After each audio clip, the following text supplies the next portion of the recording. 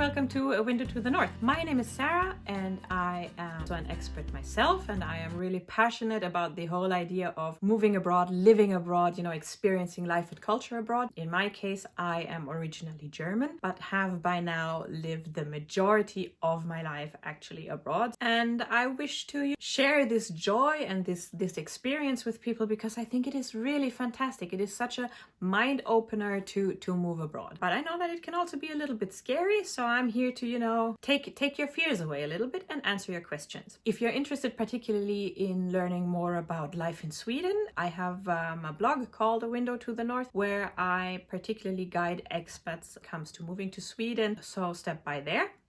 A link is below, or why not join me on Instagram? But let's get into today's question, which is, should you move abroad? Should you dare to take that step? And I know this sounds scary, and you might have been thinking about it, you might have considered it, which probably is why you clicked on this video. And let me take your first fear. Moving abroad doesn't have to mean move and for years and years at a time or permanently. It's just should you experience life abroad for a certain amount of time that is longer than your vacation would be? And as you can probably guess from my enthusiasm, my answer would be absolutely yes. Today, I'll give you 3 reasons why. Number 1 is you really get to know yourself and your own culture better. And I mean, who doesn't want to get to know themselves better, right? What I mean with that is when you are at home in your own country, you kind of take things that are happening, ways of behaving for granted, because everyone does it. For example, everyone kisses each other on the cheeks when saying hi, or everyone behaves a certain way in a restaurant. There are certain food rituals, there are certain ways of social interaction, things that are acceptable and things that are absolutely not acceptable. And you just take them for granted because that's how you've been raised. These are the social norms that have been implanted in you, in your brain, in your way of behavior, and they have become automated. Why would you question them? Everybody does it. But then you move abroad, and as a tourist, you kind of experience a little bit of this already, but then it's you're being a tourist, so it's kind of peculiar. It's part of the whole vacation experience. But once you've been in a country for longer and you've lived in a country and you get to interact more with the locals on a non-touristy kind of level, on a deeper level, you start to understand your own cultural prejudice much more. So you start to notice things that are done at home that aren't done in your new country. And this could be, that you start questioning the ways that you do things at home, but it could also mean that you find so much more appreciation for a certain way that things are done back home that you never really gave thought to. So let me give you an example. I'm German, and because I've been living in so many different countries and experiencing so many different cultures and ways of doing things, I have found a new appreciation for the German healthcare system, which,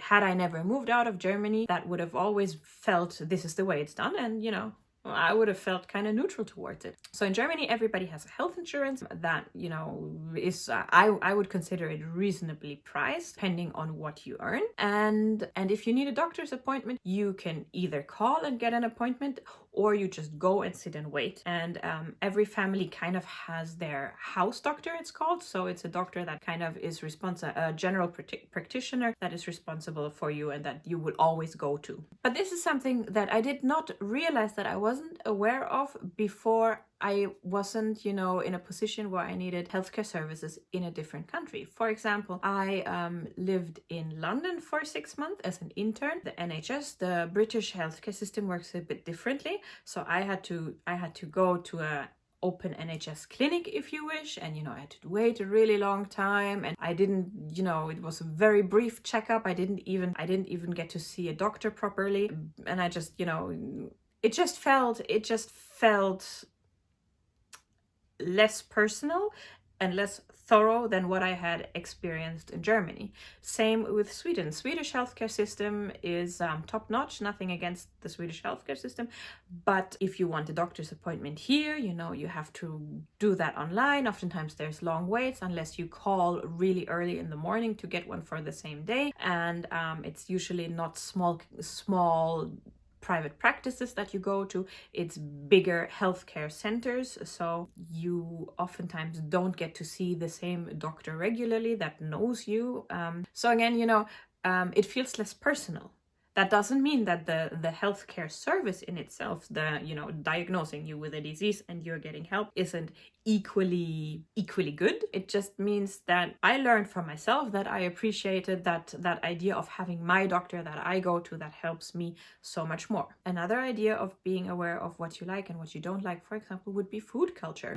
Now, in many countries that I have lived in, so also in Germany, food, getting together to eat is a really big thing. And for example, we Germans, we love breakfast. Breakfast, particularly on the weekends, is a huge thing that can go on for hours. And basically you eat so much that oftentimes you won't even make it to lunch, and next time you'll eat is dinner. But also when you come together for dinner, for example, it's the one time where the family gets together and sits by the table, and it can take an hour or two. You speak about your day and you connect, and you make connections. So for me, it was rather difficult to get used to the Scandinavian idea of food culture, which is a lot more basic.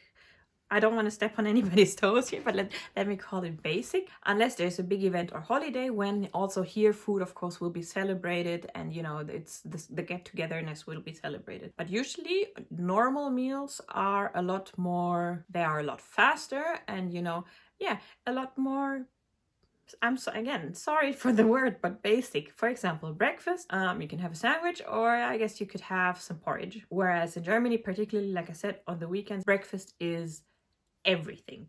Eggs, pancakes, different kind of breads and pastries that you got from the bakery, and you just bring everything on the table. Here you can, maybe some fruit, some egg, and a porridge. And it's done real quick, and then you're done, and you can start doing whatever it is that you were doing for the day. And the same for dinner, you sit down, you eat, you're done, and then you connect outside of the eating situation in other ways. So you get to know your own culture so much more through these experiences. And this again means that either you appreciate your own culture more, or that you adapt new things that you learn from other cultures that you realize you like, and that you decide that you want to take with you, that you want to integrate into your own life and have your own life enriched by them. Number 2, you get to really experience and see new places. Again, technically, that is possible as a tourist, but as a tourist, oftentimes you don't really have time to deeply experience a culture, a country, and you don't get past the typical tourist attractions, tourist things to do before you either go home or move on to the next destination. If you spend more time in a country, in a culture, you really get to know, the hidden gems. You really get to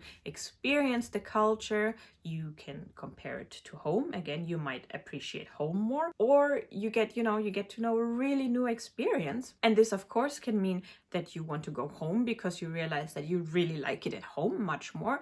But hey, then at least right? Or it could, mean that you are so enchanted by a new culture, by this new experience, by, nature. I mean, the world is such a beautiful place, and there's so much to see and to experience, to smell, to taste, and all of these things take time. I mean, they take time for you to find, for your brain to really soak them in, for these experiences to manifest in a way. And this is why I feel that moving abroad, living abroad for a certain amount of time, be that a few months, be that a year or two, really opens up your horizon. It really introduces you to new worlds, if you want. And before we get to my last and absolute favorite reason for moving abroad, I would really appreciate if you would give me a thumbs up if you enjoy this kind of content, if you enjoyed this video, if you subscribe below so we can see each other, every week. And if you would drop me a comment of which one was your favorite reasons for moving abroad. So let's get to my absolute favorite reason, which is you get to reinvent yourself. If you move abroad away from your personal hub of people, of expectations, or from your cultural, boundaries, dare I say shackles in some cases. They, of course, also provide you with a certain amount of security, but they can also feel, to some people, these cultural ideals might feel a bit, too tight, like they don't fit them really. If you move abroad, you get to be a new person. You get to reinvent yourself. It's a clean slate. You want to, try a different style, or, color your hair pink, or try a new sport, doesn't matter what it is. If you've not really wanted to do that at home because, people that might wonder, they might question you, they might judge you. Here's your chance. It's a clean slate, a white piece of paper. You get to think about who it is you want to be in this new setup, in this new surrounding, and just explore. And maybe, hopefully, you will find some things that you didn't dare or didn't have the time, the energy, or the mindset to do at home, and now you just take that step and you dare doing them. For me, for example, I always used to be a city person. I enjoy the cinemas, the theaters, the bars, the restaurants, whatsoever. And then it started already when I moved to the US to become an exchange student. I studied at Northern Arizona University in Flagstaff, and I mean, Arizona has some beautiful nature and landscapes. Back then I was still it was a bit foreign to me. I wish I had actually explored more of the nature there. But for example, I went to see the Grand Canyon and go a little bit of hiking, and it was just mind-blowing for somebody that, technically grew up in different bigger cities. And now that I've lived in Scandinavia in total for 14 years, for a couple of years in Finland and now in Sweden, this love for nature has just manifested and grown. And I've experienced new nature activities that I would have never thought would be something that I would enjoy, like for example kayaking, or taking walks in the woods. Actually, first time I took a walk in the woods in Finland, I was scared. It was so quiet, nobody was there, and it was so quiet, and the only thing that I would hear would be like little branches cracking, and I had a high level of anxiety, thinking, okay, either this is a wild animal or some crazy murderer rapist that is following me. I could not handle the amount of nature that I was experiencing. Whereas now, after 14 years, I really crave walks in the woods, and I really crave nature and that feeling of being connected to nature, to the earth. And this is something that has changed dramatically for me. It has also dramatically improved my